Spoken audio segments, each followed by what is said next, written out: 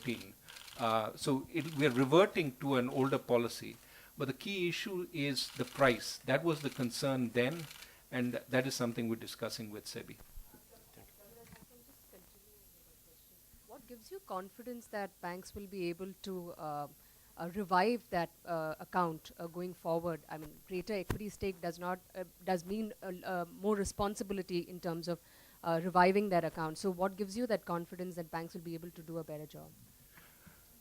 Well, we'll watch the process, but this is something that banks across the world, including banks in India, banks across the world do, and banks in India have asked for this as a way of giving them greater flexibility in ensuring that the project is put back on track and that the banks get some upside if it works out. So equity is a form of upside. Now the key issue is to make sure that the transaction is done at a fair price so that the banks aren't overpaying and at the same time the minority shareholders in the company don't get a raw deal. So this is what we're discussing with SEBI, how to contour that. But I think ultimately banks will have to take a decision. It doesn't mean that they would take equity in every situation. There are some situations in which they might prefer not to and maintain their debt holdings. But in a sense, this is giving banks a little more flexibility. I think that is what we are discussing, what the contours of the valuation will be. Just one more question.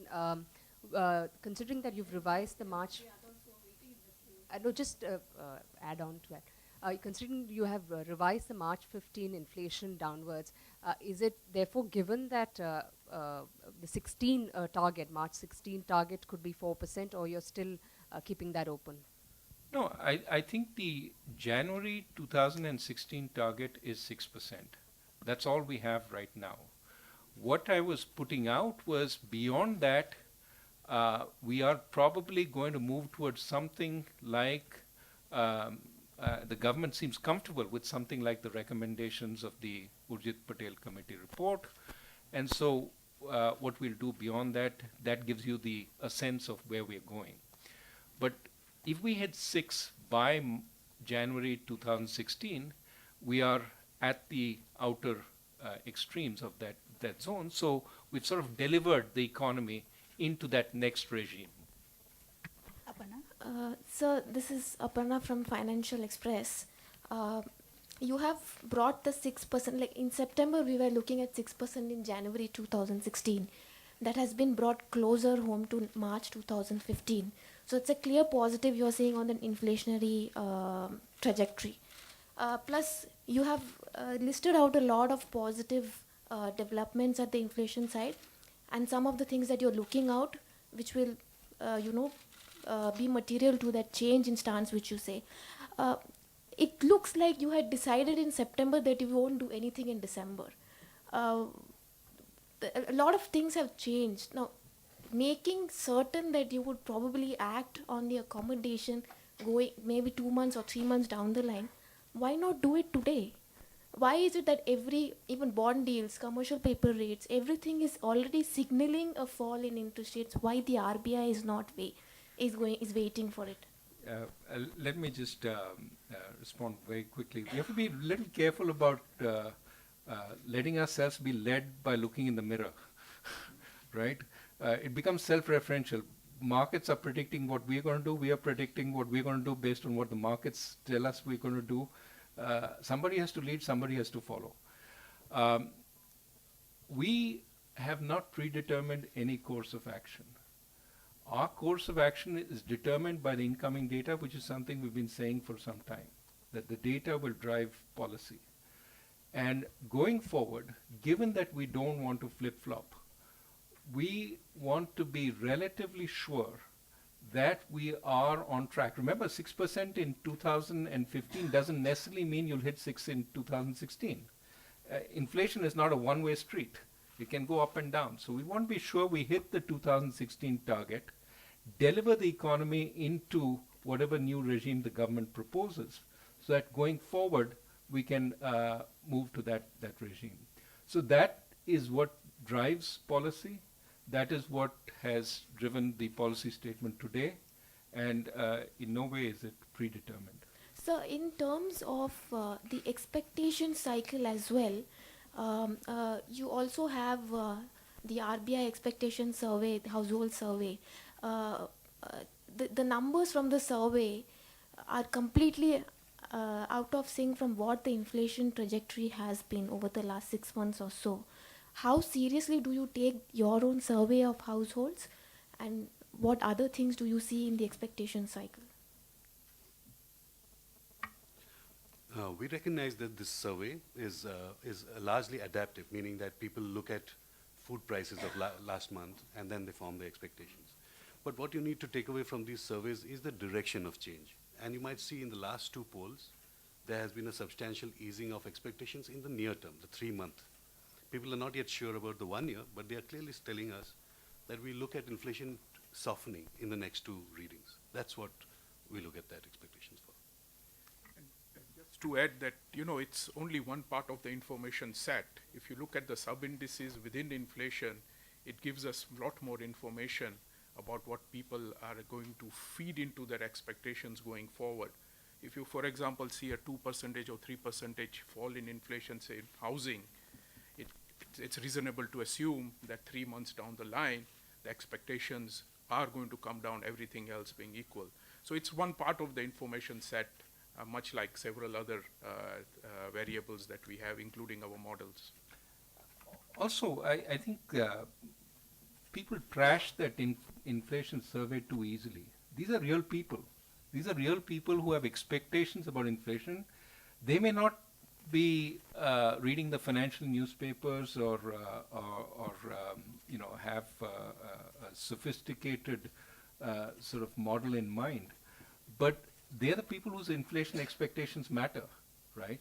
So while, as Michael put it, we're not focused on the level, the changes do tell us that expectations are changing. And over time, what you see, the level is reasonable. In periods of low inflation, the level comes down substantially. But what this is telling us is the inflation over the last 5 years was so difficult that the levels have moved up to levels which don't bear any correspondence to the numbers that we see for overall inflation. That's partly because some of the objects that they buy on a daily basis had moved up so much in inflation that their expectations were set really high. So that is the pernicious nature of that inflation, that people feel uncomfortable. This is your voter, this is your citizen, this is your, this is the public. And so those people have to feel more satisfied. Governor, I'm Sandrine Rastero with Bloomberg. Governor, was today's decision your last on your own? Do you have an agreement from the government as well for a monetary policy committee? And if so, can you share some of the composition or the number?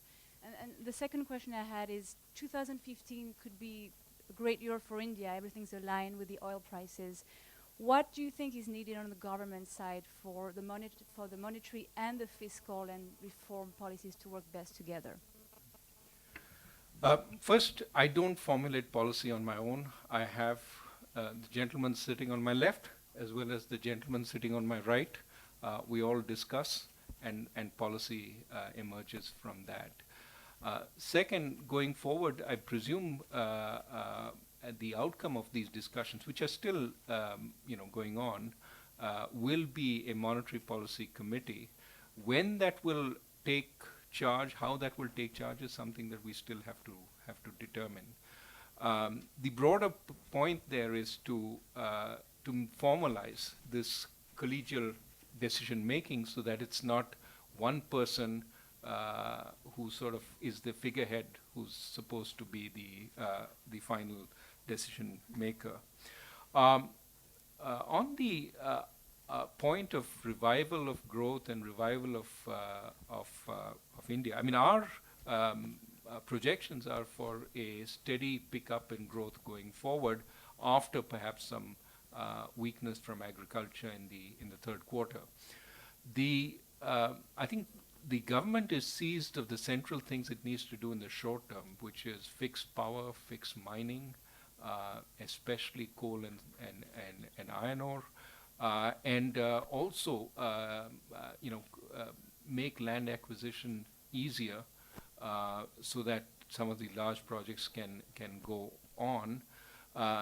Doing some of this will also bring down the number of stalled projects. And then the next step is incentivizing investment. Clearly, railways provides a massive possibility for investment, and Mr. Suresh Prabhu is moving fast on that. Defense production is another area for new investments. And of course, traditional investments in consumer and capital goods. There, of course, we need stronger demand to overcome the capacity, sort of excess capacity we have right now. But I have no doubt over time those capacities will diminish and you will see investment. The moment we see investment picking up more strongly, we can say we are finally out of the woods. Could I just, you mentioned oil prices. I think it's an issue worth underlining that there are three sets of reasons why oil prices are soft these days. One is, of course, the slowdown in Europe more than expected, slowdown in China.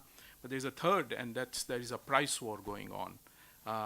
The Saudi oil minister described yesterday that we would like shale production to go out of business.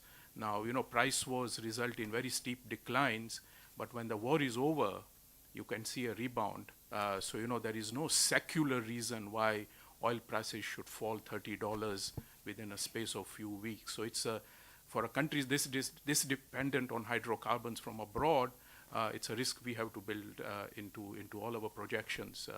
Once the price war ends, you don't know where this could reach. Amol? Yeah, hi sir, this is Amol from The Business. So my question is about NP and bad loan. Finance Secretary also had given a big statement about how the promoters are duping the banks, and also recently you gave a speech in Gujarat about the banks and the children's examples that you gave.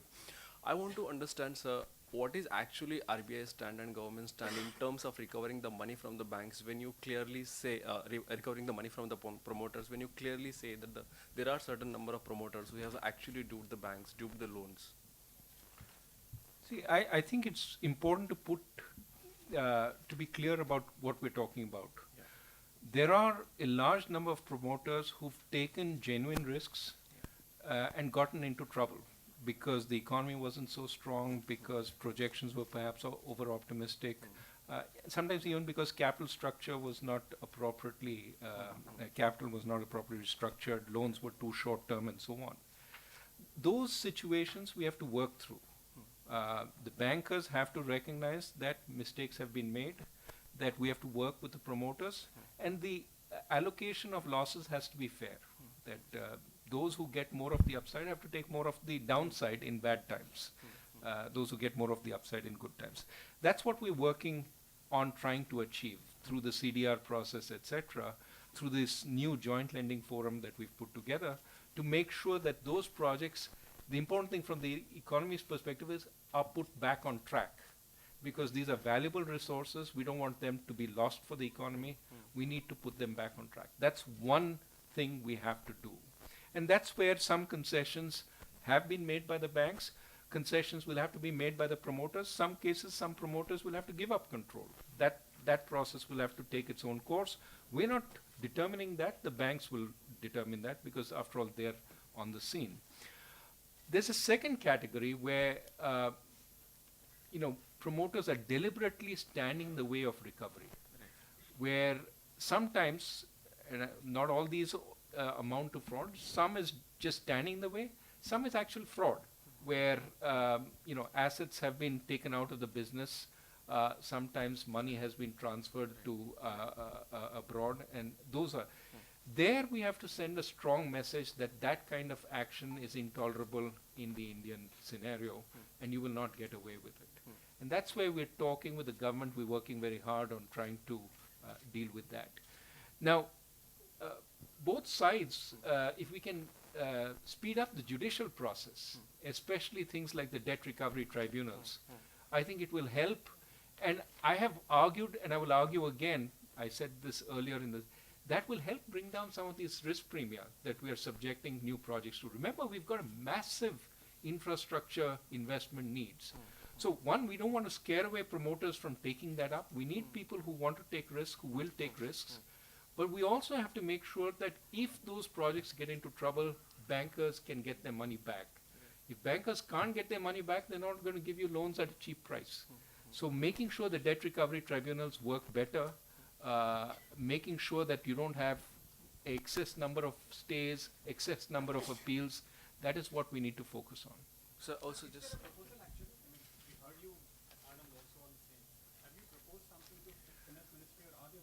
We're talking with the finance ministry. Finance ministry has already talked about expanding the number of debt recovery tribunals, the debt recovery appellate tribunals, but we're working closely with the finance ministry to make sure that that happens. Joel? Thank you for. I am Joel. I work for Mint newspaper. One thing that you've done in the last week or so is remove that 80-20 cap on the gold. Is there any further moves that you think? Because are we in a safe position right now with regards to golds? We know that India is a country where everyone wants to buy gold, and there were unfettered imports, and are we in that safe place now that we'll not need any restrictions, or are there any other moves planned to ensure that imports are not gone out of the hand from here on? Imports, Yeah, imports of gold, imports of gold. gold. I think the best way to put it is there was some debate about this particular rule and the distortions that it was creating. There were arguments on both sides that while there were distortions, that the distortions were small relative to the larger effect of containing gold imports. And on the other hand, there was the argument that, any distortion is bad, and we're at the point where we can sustain a relaxation of the distortions. This is a decision the government takes. This is not a decision the RBI takes. We just give advice. The government decided that it was probably best at this point to scrap the rule, and it has been scrapped. I think we'll watch how it plays out.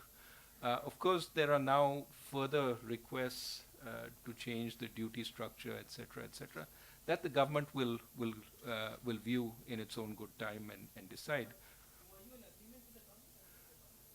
No, I think I don't want to go into the details of any discussion of this kind to say who said what and what happened. But I think the decision has been made.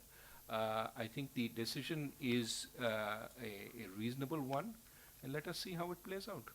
I think the fact that we have a substantial fall in one import, that is crude oil, means that we have some room to sustain an expansion in another import.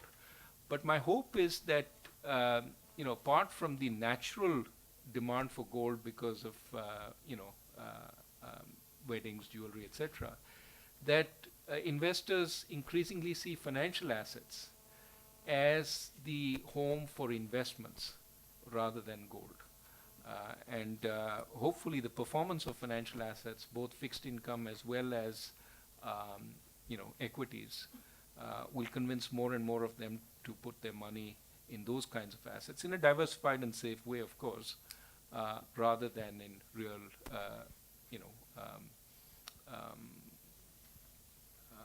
jewelry and stuff. Before closing, I'll just check outside if there's any question. Shaima, can you announce, please? Participants connected to the audio bridge, if you wish to ask a question, please press star and 1 on your touchtone telephone.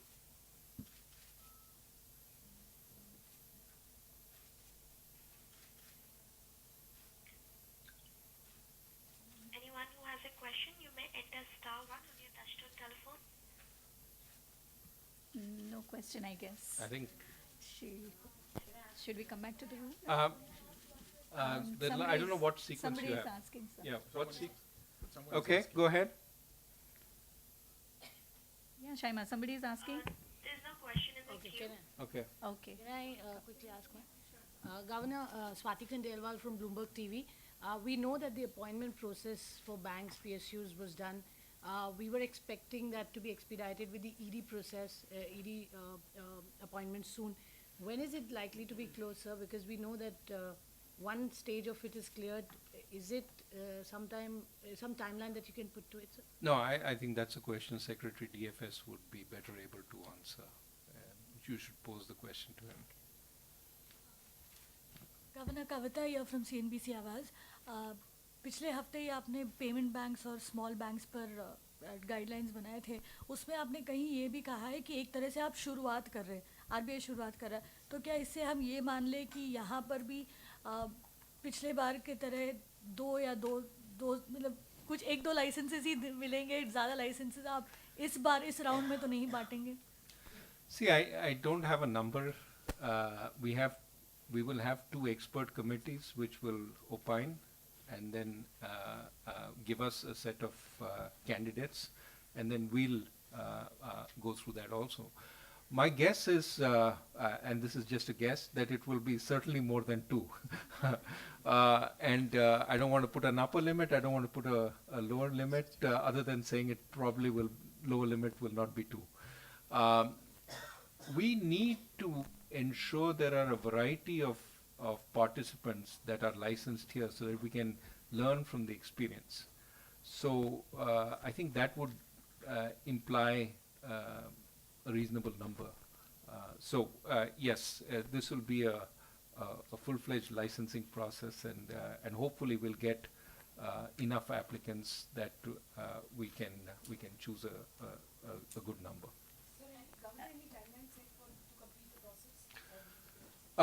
January 15th, 16th is when we get the applications. Then put a few months after that, because the expert committee has to go through it, and then after the expert committee, the RBI has to go through it. We'll do everything as fast as we can.